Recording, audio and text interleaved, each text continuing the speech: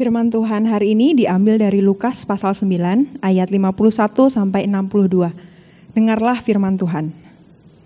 Ketika hampir genap waktunya Yesus diangkat ke surga, ia mengarahkan pandangannya untuk pergi ke Yerusalem, dan ia mengirim beberapa utusan mendahului dia. Mereka itu pergi lalu masuk ke suatu desa orang Samaria untuk mempersiapkan segala sesuatu baginya. Tetapi orang-orang Samaria itu tidak mau menerima dia karena perjalanannya menuju Yerusalem. Ketika dua muridnya, yaitu Yakobus dan Yohanes, melihat hal itu, mereka berkata, "Tuhan, apakah Engkau mau supaya kami menyuruh api turun dari langit untuk membinasakan mereka?" Akan tetapi ia berpaling dan menegur mereka. Lalu mereka pergi ke desa yang lain. Ketika Yesus dan murid-muridnya melanjutkan perjalanan mereka, berkatalah seorang di tengah jalan kepada Yesus, "Aku akan mengikut Engkau kemana saja Engkau pergi." Yesus berkata kepadanya, serigala mempunyai liang dan burung mempunyai sarang, tetapi anak manusia tidak mempunyai tempat untuk meletakkan kepalanya. Lalu ia berkata kepada seorang lain, "Ikutlah aku." Tetapi orang itu berkata, "Izinkanlah aku pergi dahulu menguburkan Bapakku." Tetapi Yesus berkata kepadanya, "Biarlah orang mati menguburkan orang mati. Tetapi engkau pergilah dan beritakanlah kerajaan Allah di mana-mana." Dan seorang lain lagi berkata, "Aku akan mengikut Engkau, Tuhan, tetapi izinkanlah aku pamitan dahulu dengan keluargaku." Tetapi Yesus berkata, "Setiap orang yang siap untuk membajak tetapi menoleh ke belakang tidak layak untuk kerajaan Allah." Demikianlah firman Tuhan.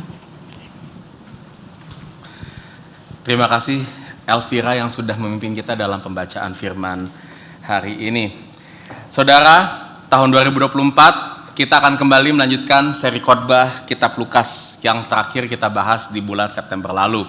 Dan saudara, kita akan memasuki sebenarnya ini adalah section atau babak baru. Kalau kita ngomongin ini adalah satu cerita, ya cerita itu biasanya dibagi menjadi beberapa babak. Ini adalah babak baru dalam kelanjutan narasi kehidupan Tuhan Yesus menurut Kitab Lukas. Kenapa saya katakan ini adalah babak baru, saudara? Karena secara garis besar, Lukas itu bisa dibagi menjadi 4 babak. Ya, babak pertama itu ada dari pasal 1 sampai pasal 4, itu berbicara tentang kelahiran, narasi kelahiran Tuhan Yesus, masa kecil Tuhan Yesus, dan juga persiapan pelayanan Tuhan Yesus. Lalu babak kedua dari pasal 4 sampai pasal 9 ayat 50, yang bulan September kemarin kita akhiri, itu adalah narasi perjalanan dan pelayanan Tuhan Yesus di daerah Galilea, yang terjadi di sekitar Danau Galilea, saudara. Dan di babak ketiga ini dari pasal 9 ayat 51 yang tadi kita baca bersama-sama sampai nanti pasal 19, itu akan menjadi babak narasi perjalanan Tuhan Yesus dari Galilea menuju ke Yerusalem.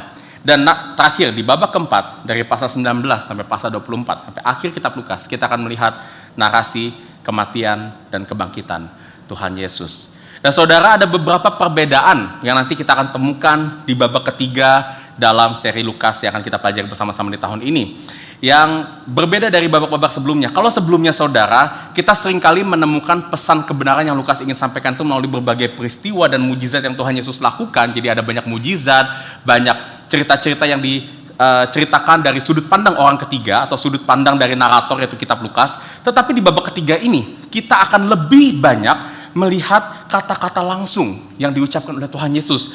Apakah itu melalui pengajaran, dan yang paling kita akan sering lihat nanti adalah melalui perumpamaan. Akan ada 17 perumpamaan di dalam babak ini, saudara. Dan babak ini juga, saudara, di babak ketiga ini juga kita akan juga menemukan konten original. Maksudnya apa? Ini adalah kisah-kisah, ucapan-ucapan yang hanya ditulis oleh Lukas, tidak ditulis oleh penulis Injil lainnya, apakah itu Matius, Markus, dan Yohanes. Seperti misalnya kisah yang kita baca tadi tentang perjalanan perjalanan Tuhan Yesus ke Yerusalem dan dia ditolak di Samaria di situ. Nah, pertanyaannya, saudara, apa yang Lukas hendak sampaikan di babak ketiga yang mempengaruhi cara penulisan Lukas yang berbeda ini? Kenapa banyak perumpamaan, banyak konten-konten original, banyak ucapan-ucapan Tuhan Yesus yang lebih daripada di bagian sebelumnya? Karena kalau bagian sebelumnya di babak 1 dan 2, di situ Lukas ingin memperkenalkan tentang konsep kerajaan Allah. Konsep apa itu kerajaan Allah, dan konsep bahwa kerajaan Allah itu sudah datang. Dan di bagian ini Lukas ingin dalam kepada kita semuanya untuk melihat bagaimana kita hidup di dalam kerajaan Allah. Apa saja dinamika-dinamika yang terjadi bagi kita murid-murid Tuhan yang hidup di dalam kerajaan Allah. Bagaimana ini berbeda, apa saja tantangan, dan terlebih lagi apa saja sukacita yang kita dapat alami selama kita hidup di dalam kerajaan Allah sebagai murid-murid Tuhan. Kita akan mempelajari tema ini, tema besar ini dalam seluruh narasi kitab Lukas, dan saya berharap ini dapat membantu kita semuanya, dapat kembali menolong kita, mengingatkan kita, menguatkan kita juga untuk menghidupi panggilan kita sebagai murid-murid Kristus dengan setia. Dan di awal khotbah dari babak ini, pasal 9 ayat 51 sampai 62, kita akan mulai ini semacam dari introduction saudara dari bagian ini, dan kita akan mulai bagian ini dalam 3 poin yang akan kita renungkan bersama-sama hari ini. Poin ini adalah, pertama, kita akan merenungkan tentang pola kehidupan seorang murid. Kedua, dinamika kehidupan seorang murid. Dan yang ketiga, keberhasilan kehidupan seorang murid. Saudara, kita akan merenungkan ketiga poin ini lebih dalam di dalam perikop yang tadi sudah kita baca bersama-sama. Jadi jangan tutup Alkitab saudara. Kita akan lebih dalam lagi melihat, dan saya akan nanti point out ayat-ayat di dalam bagian ini untuk memperkuat pembelajaran kita hari ini. Sebelum kita masuk ke dalam firman Tuhan, mari kita berdoa terlebih dahulu.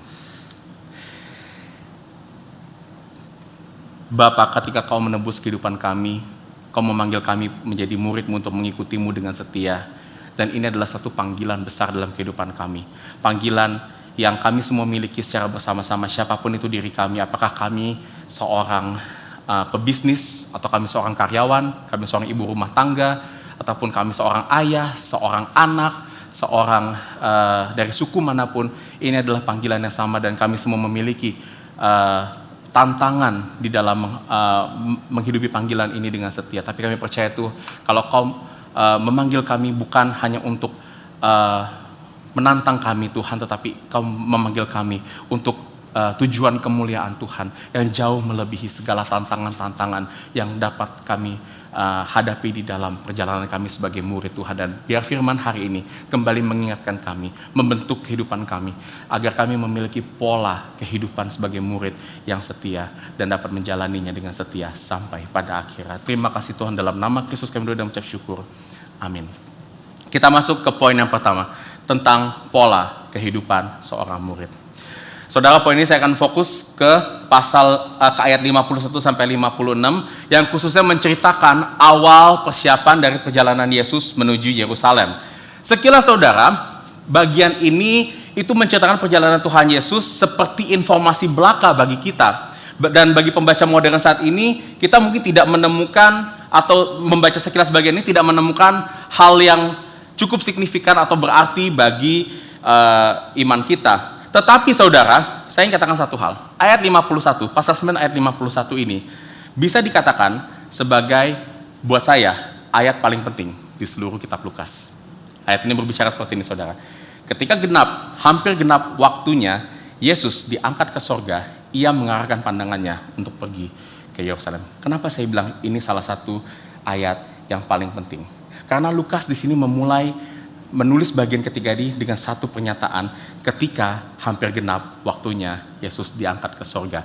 Kalau Lukas cuma mau tulisin informasi Tuhan Yesus pergi ke Yerusalem, untuk apa dia memulai dengan statement besar seperti ini? Apa yang Lukas ingin sampaikan di sini?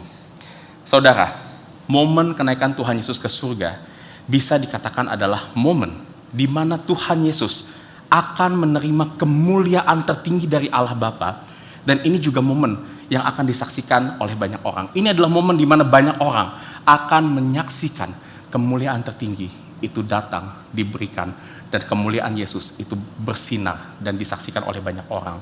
Dan karena naiknya Tuhan Yesus ke surga ini juga artinya Tuhan Yesus akan hidup selama-lamanya di dalam dui naturnya sebagai Tuhan sepenuhnya dan manusia sepenuhnya. Dan kini Tuhan Yesus ada di surga, dia duduk memerintah bersama-sama dengan Bapa sebagai Raja atas segala sesuatu yang berada di surga dan yang ada di dalam dunia ini. Dan ini saudara adalah kemuliaan tertinggi yang pernah ada di dalam dunia ini, yang Tuhan Allah Bapa anugerahkan kepada Allah Anak, kepada Yesus yang terlihat saat Ia naik ke surga.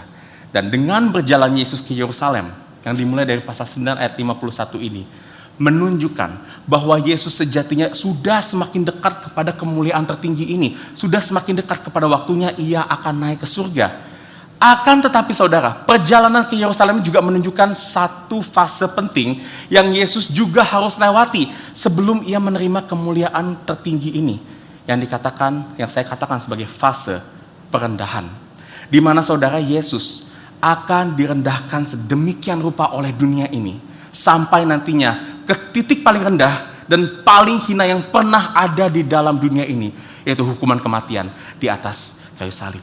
Sehingga saudara, perjalanan Yesus menuju ke Yerusalem tidak hanya menunjukkan bahwa Yesus itu akan semakin dekat pada kemuliaan tertinggi, tetapi juga menunjukkan kalau Yesus juga semakin dekat juga kepada perendahan terdalam dalam kematian yang keji dan hina di atas kayu salib. Saudara, fase perendahan yang Yesus alami ini sebenarnya tidak mulai di pasal 9 ayat 51. Sebenarnya sejak awal Yesus datang ke dalam dunia ini pun, sejak ia berinkarnasi menjadi manusia dan lahir di kandang yang hina, itu pun juga dia sudah merendahkan dirinya dari sejak awal. Tetapi nanti saudara, di bagian ini, dari pasal 9 ayat 51 dan seterusnya, kita akan melihat perendahan yang lebih dalam lagi. Dan kalau kita ngomongin grafik ini akan turun secara signifikan dari sini ke belakang, sampai nanti ia mati di atas kayu salib, saudara. Dan saudara, apa yang kita dapat lihat di dalam peristiwa ini? Apa yang kita dapat lihat dalam faktor perendahan dan juga kemuliaan yang akan Tuhan Yesus terima saat ia datang ke Yerusalem nanti? Saudara, melalui peristiwa yang terjadi di sini juga, di peristiwa yang terjadi di Samaria ini saat ia hendak berjalan ke Yerusalem, di sini sebenarnya Lukas ingin menunjukkan satu kebenaran penting, bahwa perendahan adalah jalan yang Yesus harus lalui kepada kemuliaan tertinggi. Langsung saudara, setelah Lukas menyebutkan hampir genap waktu Yesus diangkat ke surga, ayat 50 dikatakan apa? 52 dan 53 seterusnya, Yesus langsung mengalami penolakan di Samaria. Dan ini menariknya saudara, ini adalah penolakan pertama yang Tuhan Yesus alami di luar dari teritorialnya dia. Dia belum pernah ke desa di Samaria itu. Orang-orang hanya mendengarkannya saja. Tapi dari situ aja orang-orang di Samaria ini sudah menolaknya. Di dalam istilah teologi saudara, kehidupan yang dialami Tuhan Yesus ini bisa dikatakan dengan istilah perendahan kepada kemuliaan, atau humiliation to exaltation. Humiliation perendahan, exaltation kemuliaan. Semoga translation saya ini dapat membantu saudara untuk merenungkan pola ini saudara. Dan biar lebih gampang lagi kita mengingatnya, pikirkan saudara pola humiliation to exaltation ini seperti huruf U.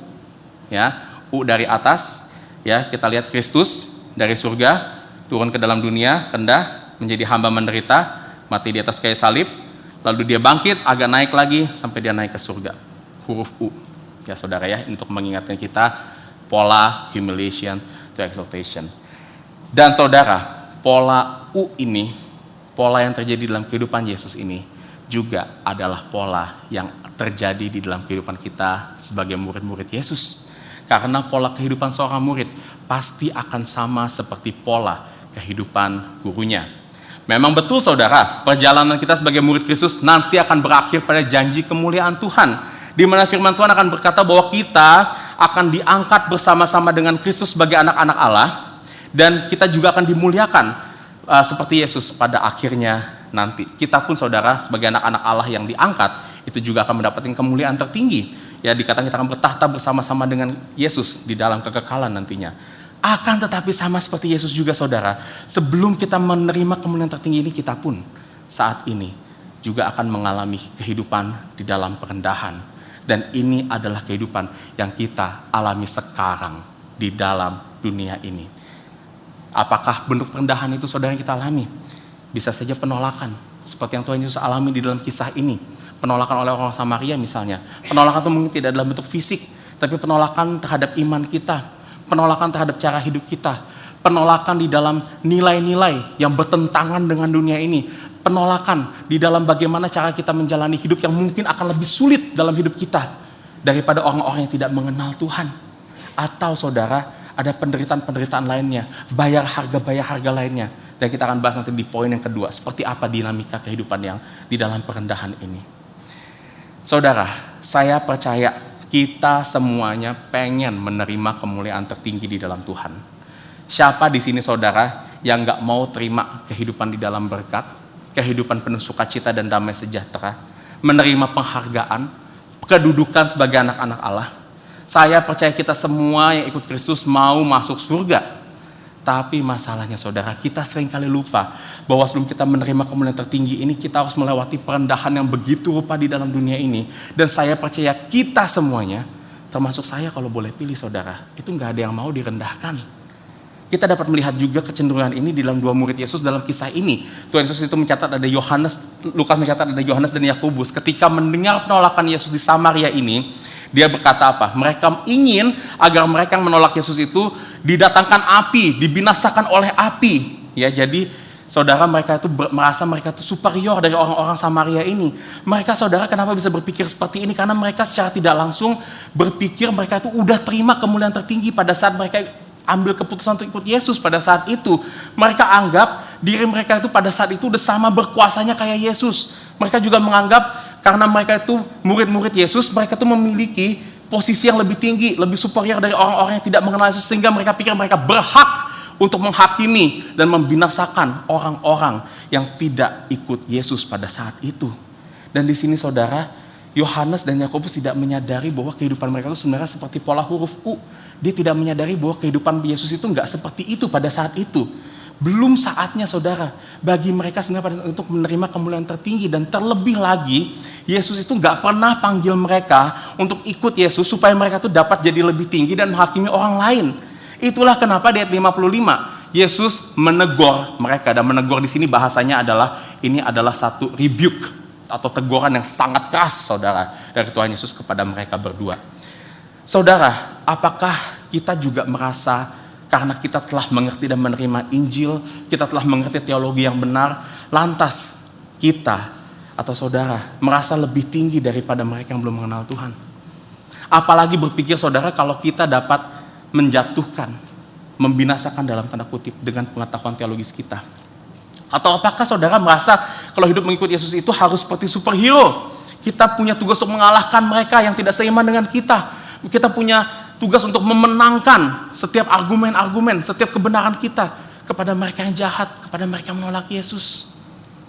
Saudara, jika kita masih berpikir demikian, maka kita tidak ada bedanya seperti Yohanes dan Yakobus dalam kisah ini. Kita tidak mengikuti pola U seperti yang Yesus jalankan. Dan kita berusaha saudara sebenarnya apa yang terjadi?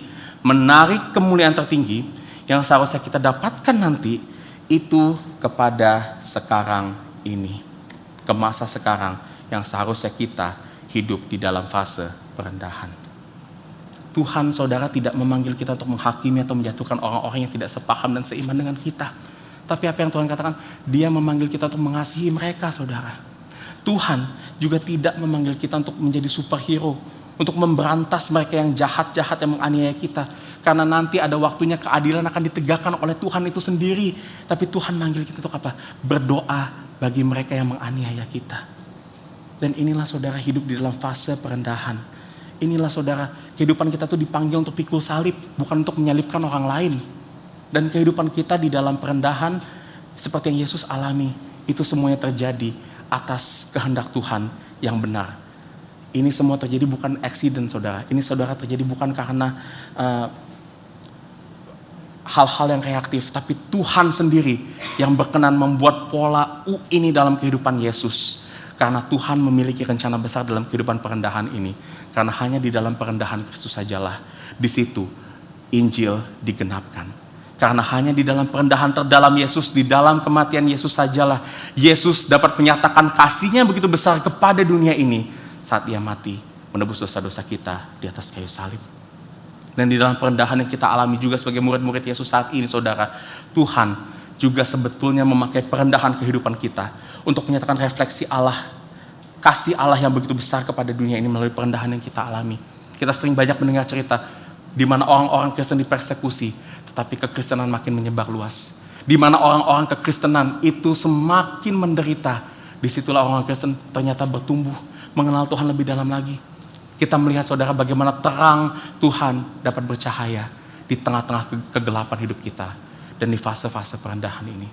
So saudara, bukan hanya kita bersiap melawan kegelapan, but expect the darkness in our life sebagai murid-murid Kristus. Memang poin pertama ini adalah poin yang mungkin tidak senang kita dengar. Dan seperti apa kehidupan di dalam perendahan sebagai murid Kristus? Kita akan belajar di poin kedua, dinamika kehidupan seorang murid. Saudara, poin ini adalah poin yang menurut saya cukup kompleks, yang akan kita lihat dari ayat 57 sampai 62, saudara. Dan ini meskipun ayatnya tidak begitu panjang, statement-statementnya pun, pernyataan-pernyataannya cukup singkat di sini, tapi saya ingin kita agak sedikit fokus karena saya akan membahas satu persatu di sini dari pernyataan-pernyataan yang ada di sini, dan mudah-mudahan ini dapat membantu kita untuk melihat dan mengerti lebih dalam lagi seperti apa dinamika kehidupan di dalam perendahan sebagai murid Kristus dalam dunia ini. Saudara, di ayat 57 sampai 62 ini dilanjutkan, Lukas melanjutkan dengan ada interaksi Tuhan Yesus dengan 3 muridnya yang berbeda selama mereka dalam perjalanan ke Yerusalem. Kita nggak tahu pasti siapa ketiga orang yang berinteraksi dengan Tuhan Yesus ini, tapi yang pasti mereka bukan bagian dari 12 murid Yesus. Mereka itu adalah murid-murid Yesus lainnya. Jadi Yesus itu tidak jalan dia dan 12 murid saja. Jadi ada rombongan yang mengikut dia, saudara. Nanti minggu depan kita akan belajar di mana Yesus mengirimkan 72 orang untuk memberitakan tentang kabar kerajaan Allah. Dan ada 3 dari mereka semuanya yang dicatat oleh Lukas dan berinteraksi dengan Yesus di sini. Dan di sini dalam interaksi ini kita akan melihat bagaimana dinamika kehidupan sebagai murid Kristus itu akan menantang kenyamanan, budaya, nilai-nilai keluarga, serta cara hidup kita. Mari kita lihat satu persatu dari pernyataan ini. Kita lihat di ayat 57 sampai di 58, ini adalah interaksi pertama. Ada seorang yang datang kepada Yesus, dia bilang begini, "Aku akan mengikut engkau kemana saja engkau pergi." Wah, ini kedengaran saudara, pernyataan yang berani, pernyataan yang, hebat banget orang ini, punya komitmen, niat seperti ini. Nah, saudara, ini menunjukkan keinginannya dia untuk ikut Yesus, karena pada saat itu, saudara, seorang murid itu kalau dia mau belajar sama gurunya, dia nggak cuma datang waktu gurunya itu lagi ngajar, lagi ada khotbah-khotbah atau seminar-seminar seperti ini, tetapi seorang murid itu akan mengikuti kehidupan gurunya, karena murid itu tidak hanya belajar dari ceramah-ceramah seperti ini, dari kelas-kelas 1 arah atau 2 arah diskusi, tapi dia akan belajar dari kehidupan gurunya juga. Tetapi Yesus, saudara, menimpali keinginan orang ini yang mau ikut Yesus dengan satu pernyataan yang cukup terkenal di telinga orang Kristen yang berbicara, "Serigala mempunyai liang, burung mempunyai sarang, tetapi anak manusia tidak mempunyai tempat untuk meletakkan kepalanya." Saudara, apa arti sesungguhnya dari pernyataan Yesus yang terkenal ini? Apakah artinya kalau kita ikut Tuhan, kita akan hidup homeless? Kita nggak boleh punya properti dalam dunia ini, nggak boleh punya rumah tetap? Saudara, memang betul di dalam hidupnya Tuhan Yesus itu secara harafiah adalah orang yang homeless dalam tanda kutip, tidak punya tempat tinggal permanen saat dia hidup di dalam dunia. Tetapi saudara, di sini Tuhan Yesus sebenarnya ingin menyampaikan satu hal tentang kehidupan seorang murid itu yang ibaratnya seperti orang yang tidak punya tempat tinggalnya sendiri. Dan orang-orang seperti apa yang tidak punya tempat tinggal di satu tempat itu? Dan biasanya orang-orang ini adalah seorang perantau di negeri asing. Dan artinya saudara, kita sebagai murid-murid Yesus, kita yang ikut Yesus itu sebenarnya adalah orang-orang asing di tengah-tengah dunia ini. Dunia yang kita tempati saat ini, saudara, sebagai murid-murid Yesus, bukan lagi rumah kita. Kita semua, saudara, adalah warga kerajaan Allah. Rumah permanen kita itu nanti ada di sorga kelak. Oleh karena itu, saudara, saat ini we're not at home. Di dalam dunia ini, status kita adalah orang yang sekarang ini menumpang sementara. Dan sudah sewajarnya, saudara, sebagai orang asing, kita pasti akan merasakan ketidaknyamanan hidup di dunia atau di tempat yang bukan rumah kita. Sama mungkin beberapa rekan di sini, ya, ada jemaat-jemaat kita, jemaat-jemaat Gospel Providence Church yang merantau dari daerahnya ke Jakarta. Mereka, kalian, saudara-saudara, mungkin juga mengalami ada faktor ketidaknyamanan, ada faktor ketidakbetahan saat saudara ada di kota Jakarta, jauh dari rumah saudara. Saudara mungkin tidak akan sebetah di rumah saudara, karena saudara kan jauh dari orang tua, jauh dari kebiasaan di rumah kita. Saudara juga mungkin akan merasa tidak nyaman dengan cara hidup orang-orang di Jakarta yang berbeda dengan cara hidup di kampung halaman saudara. Tapi saudara, kalau kita memikirkan kalau kita adalah seorang perantau, hal ini wajar. Kenapa? Karena saudara tidak berada di tempat yang saudara seharusnya berada saat ini. Begitu pula dengan dunia ini. Inilah mengapa saudara kita hidup di dalam perendahan di dalam dunia ini, karena kita adalah perantau. Dan sebagai perantau kita pasti akan merasa hal-hal yang tidak nyaman. Apakah ketidaknyamanan itu terjadi karena masalah-masalah hidup yang kita alami? Atau mungkin karena kita memegang nilai hidup yang berbeda dari dunia ini? Atau mungkin kita nggak nyaman karena ada rasa kekhawatiran, ketakutan, keresahan, trauma, sakit hati yang terjadi karena masa lalu kita yang tidak baik. Atau mungkin saudara, kita kenapa kok gampang banget resah, gampang khawatir, gampang takut. Saudara, kita resah kenapa? Karena this is not our home. Kita memang dapat memiliki istirahat di dunia ini, tapi ini bukan istirahat yang sejati. Karena istirahat sejati hanya akan kita temukan di dalam rumah kita saat kita di sorga kelak. Dan saudara, karena itu jangan pernah sebagai murid Kristus kita menganggap dunia ini rumah kita. Jangan menganggap dunia ini adalah hotel bintang 5, saudara.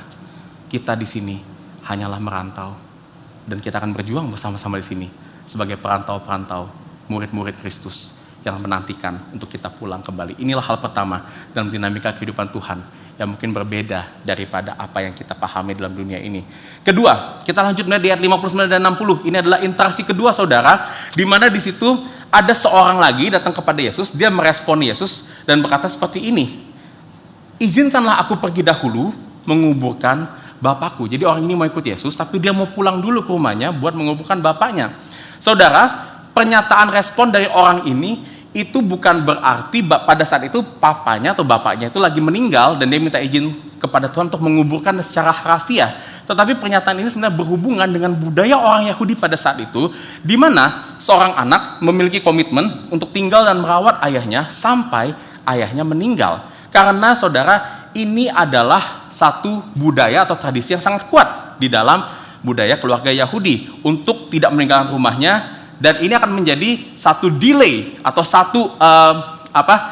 ada satu gap untuk dia dapat mengikuti Yesus dengan segera pada saat itu. Dan mendengar hal ini, Yesus membalasnya di ayat 60, dan sebenarnya pernyataan ini adalah sebenarnya satu sindiran dari Tuhan Yesus yang berkata begini, "Biarlah orang mati menguburkan orang mati, tetapi engkau pergilah dan beritakanlah kerajaan Allah di mana-mana." Saudara, sebagai orang Indonesia, kita tahu bahwa memegang budaya itu penting dalam kehidupan kita. Apalagi kalau kita udah berbicara tentang keluarga. Kita orang-orang di Indonesia selalu diajarkan untuk menempatkan keluarga kita di tempat pertama, bahkan menempatkan keluarga lebih dari segala-galanya. Mungkin saudara, dalam tradisi keluarga kita tuh rela kalau misalkan ada urusan keluarga, acara keluarga, ada hubungan dengan orang tua atau keluarga kita mau meninggalkan atau adjust, mengatur schedule hidup kita supaya pusatnya ada di tengah-tengah keluarga kita. Saudara, di sini Tuhan Yesus sebenarnya tidak mengajarkan kita untuk membangkang atau tidak peduli kepada orang tua kita. Hukum kelima tetap berkata, saudara, hormatilah ayahmu dan ibumu, dan ini adalah hukum kebenaran yang tetap akan mengikat kehidupan kita selama kita menjadi murid Tuhan. Kita dipanggil untuk selalu hormat kepada orang tua kita dan mengasihi keluarga kita, siapapun mereka. Namun yang Tuhan Yesus ingin tegaskan di sini, bahwa komitmen mengikut Yesus, komitmen kita menjadi seorang murid adalah komitmen yang lebih utama daripada komitmen kepada keluarga atau budaya kita. Kita dipanggil menjadi murid-murid Yesus untuk menjunjung tinggi Injil selagi kita tetap hidup menghormati dan mengasihi keluarga kita dan mempraktekkan kebiasaan nilai-nilai budaya kita. Dan ini satu statement yang akan saya sampaikan dan saya harap ini tidak menjadi kontroversi. Bila ada nilai-nilai budaya atau nilai-nilai keluarga kita yang bertolak belakang dengan Injil, disinilah, melalui statement inilah, Yesus menyatakan agar kita tetap tidak kompromi dengan Injil dan berani bayar harga untuk melepaskan nilai-nilai budaya atau bahkan nilai-nilai yang keluarga kita pegang demi Kristus. Saya tahu saudara, ini adalah hal yang sulit dilakukan terutama bagi kita orang-orang Indonesia, tapi saya yakin Tuhan tetap akan memberikan kita kebijaksanaan, kasih untuk dapat menghormati budaya, menghormati orang tua kita tanpa perlu kita mengikuti nilai-nilai yang bertentangan dengan Injil. Karena pada akhirnya Tuhan Yesus katakan di sini, ikut Tuhan, beritakan Injil, menghidupi Injil. Itu adalah komitmen terutama bagi kehidupan seorang murid. Memang ini tidak akan hitam dan putih, saudara. Seringkali kasus-kasus yang kita temukan dalam interaksi kita dengan keluarga, dalam dinamika budaya kita, kehidupan kita melihat ini perlunya kebijaksanaan, perlunya bagi kita untuk melihat konteks dari budaya kita masing-masing. Dan ini mungkin berbeda dalam situasi kita masing-masing keluarga, saudara.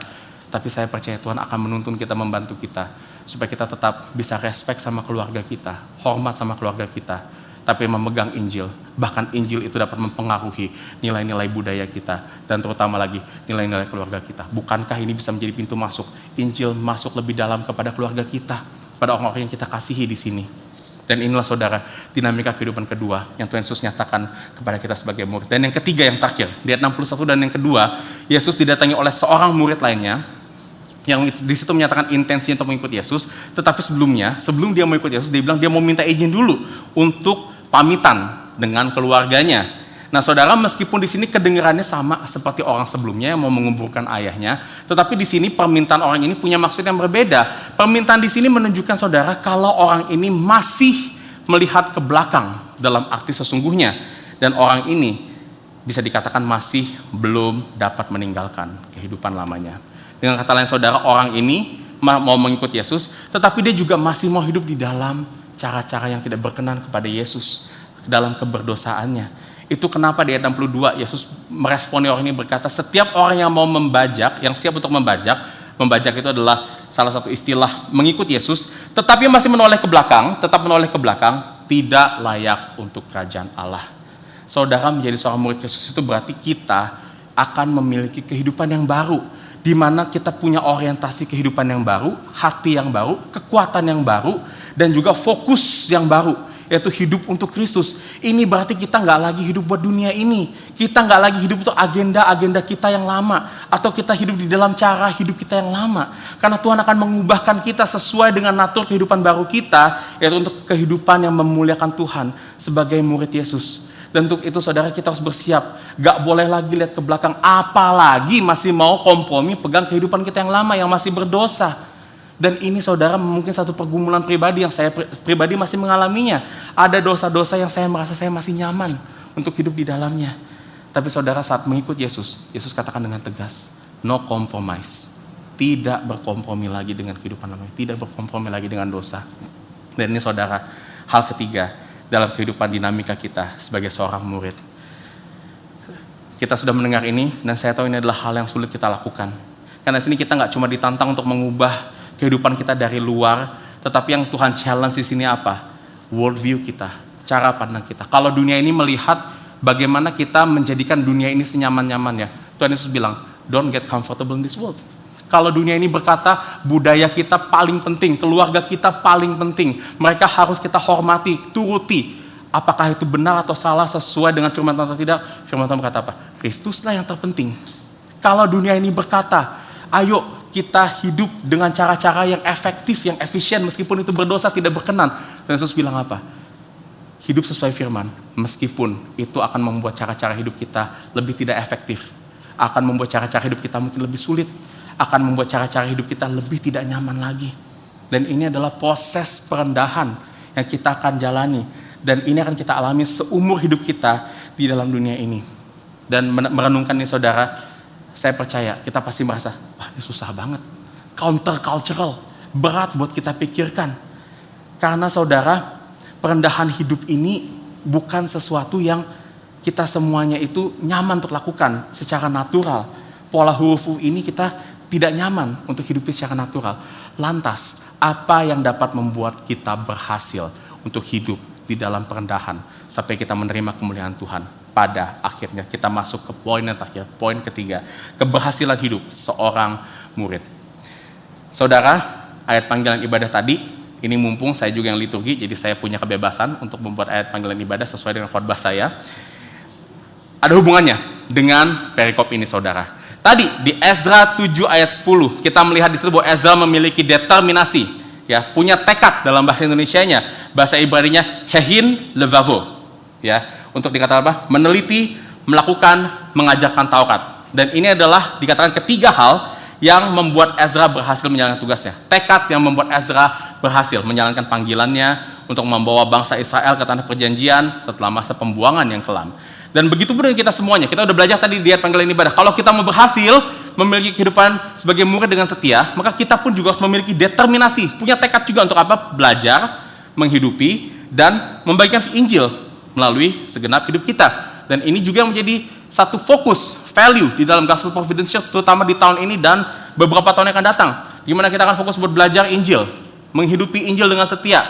Baik itu kita akan lakukan di dalam community group, dalam pelayanan-pelayanan kita, dan terlebih lagi dari situ, kita secara organik, secara natural, punya kerinduan, punya hati buat bagiin Injil ini di dalam budaya kita, dalam kehidupan kita, dalam keluarga kita. Dan saudara, kalau kita masuk, saya mau balik lagi ke ayat favorit saya di kitab Lukas tadi, Lukas 9 ayat 51 tadi. Di situ ada satu kata yang para penafsir percaya itu memiliki kesamaan arti dengan apa yang dikatakan Ezra di Ezra 7 ayat 10 dengan kata bertekad, kata hehin levavo tadi, yaitu kata mengarahkan pandangannya ke Yerusalem. Yesus dikatakan mengarahkan pandangannya ke Yerusalem, mengarahkan pandangannya untuk pergi ke Yerusalem di situ. Dalam bahasa aslinya, bahasa Yunani, saudara, to prosopon esterisen, ya, yang dikatakan oleh para penafsir, para ahli-ahli bahasa, ini memiliki kesamaan idiom dengan kata bertekad di Ezra 7 ayat 10. Dan bisa dikatakan di sini, Yesus memiliki tekad, determinasi yang kuat untuk pergi ke Yerusalem. Dan di ayat 53 ditegaskan lagi, setelah ia menerima penolakan dari Samaria, kata yang sama diulang di situ sebenarnya. Dikatakan di situ ayat 53 dalam bahasa Indonesia, tetapi orang Samaria itu tidak mau menerima dia karena perjalanannya menuju ke Yerusalem. Dalam bahasa sesungguhnya, itu kata menuju Yerusalem itu memiliki frasa yang serupa. Ya, dikatakan Yesus dalam arti harafiahnya, arti word by word ya, Yesus tetap mengarahkan pandangannya ke Yerusalem. To prosopon esterisen, kata yang sama dipakai di situ, saudara, 2 kali. Meskipun dia menerima penolakan, Tuhan Yesus tekadnya tidak berubah, determinasinya untuk pergi ke Yerusalem tidak berubah. Dan dengan kata lain, saudara, Yesus di sini menunjukkan tekadnya untuk menjalani kehidupan di dalam perendahan, yang sangat dalam. Yesus bertekad untuk ditolak, dimusuhi, sampai akhirnya mati dengan hina di atas kayu salib. Dan ini terjadi, diawali saat ia pergi ke Yerusalem. Saudara, tekad Yesus ini memang seharusnya menjadi contoh teladan bagi kita, agar kita punya tekad yang sama untuk selalu hidup di dalam ketetapan Tuhan. Tekad yang sama untuk hidup dalam perendahan, seperti Yesus hidup di dalam perendahan. Tapi saudara, firman Tuhan dalam Lukas ini memberikan kita lebih dari sekedar teladan tekad Yesus. Keberhasilan kita sebagai murid, dikatakan di sini, saudara, tidak terjadi karena kita berhasil meneladani tekad Yesus. Tapi saudara, keberhasilan kita hidup sebagai murid Yesus hanya akan terjadi karena Yesus terlebih dahulu bertekad untuk hidup di dalam kerendahan. Ia memiliki determinasi yang kuat untuk menyelesaikan panggilannya, untuk mati di atas kayu salib bagi kita semua. Dan inilah tekad Yesus yang akan membuat kita memiliki tekad untuk mempelajari firman. Inilah tekad Yesus untuk memastikan keberhasilan kita. Dan tekad Yesus ini, saudara, masih berlangsung sampai saat ini, sampai kita nanti dipermuliakan Tuhan dan mendapatkan kemuliaan tertinggi di surga bersama-sama dengan Bapa. Dan apa yang mendasari tekad Yesus yang besar ini, saudara, yaitu kasihnya, tidak lain tidak bukan. Dia mengasihi kita, saudara. Dia memilih kita bukan karena kita layak dipilih, bukan karena kita layak dikasih, bukan karena kita layak diampunin, tapi dikatakan karena kemurahannya semata. Karena unconditional love of God. Kasih yang tidak bersyarat yang ia nyatakan kepada kita. Dan tekad Kristus inilah, saudara, yang akan membuat kehidupan kita berhasil. Karena saudara, hanya dalam tekad Kristus yang kuat yang ia telah tunjukkan bagi kita, disitulah kita punya tekad yang kuat juga untuk hidup setia di dalam perendahan sebagai murid Kristus. Apakah saat kita mengalami ketidaknyamanan, saat kita menghadapi gesekan dengan budaya, dengan nilai-nilai keluarga yang kita kasihi, atau saat kita bergumul dengan kehidupan lama kita, dengan dosa-dosa kita, saudara, semua itu memang akan terasa tetap berat kita jalani saat ini, saudara. Tetapi saudara, satu hal yang kita perlu ingat, dan ini dapat membuat kita untuk tidak takut menjalani kehidupan dalam perendahan, bahwa Kristus memastikan keberhasilan kehidupan kita di dalam kerendahan sampai pada akhirnya. Saudara, apa yang saya katakan ini bukan ucapan saya sendiri, ini bukan ucapan para teolog-teolog manapun, firman Tuhan, firman yang tidak bersalah, firman yang pasti tergenapi, firman yang pasti terjadi. Kalau firman Tuhan bilang apa? Kita dipanggil menjadi murid Kristus dan kita pasti akan berhasil sampai pada akhirnya, kita pasti berhasil. Mudah-mudahan, saya berdoa, ini akan menjadi kekuatan kita untuk melihat tahun 2024, untuk kita semakin hidup setia sebagai murid-murid Kristus sampai pada akhirnya. Mari kita berdoa. Bapa di dalam surga,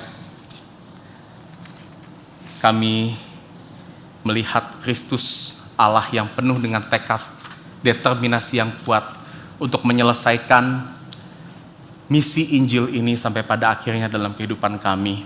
Lebih besar, lebih indah, dan lebih kuat daripada tekad dan keinginan kami semua, Bapa. Kami berdoa Tuhan, biar kami dapat terus melihat komitmen Kristus dalam kehidupan kami, yang terjadi karena kasih karunia-Mu yang begitu besar, bukan karena usaha kami. Dan biar dari situ kami dapat semakin memiliki kekuatan untuk menghidupi Injil-Mu sebagai murid-murid Tuhan di tengah-tengah dunia yang berbeda dengan nilai-nilai Injil ini, dan berjalan dengan setia sampai pada akhirnya. Bukan karena kami, tapi karena Kristus yang setia, Kristus yang ada di dalam kami, karena Kristus yang telah mati bagi setiap dosa-dosa kami. Terima kasih Bapa, kami serahkan firman di dalam tangan Tuhan, dalam nama Kristus kami berdoa dan mengucap syukur. Amin.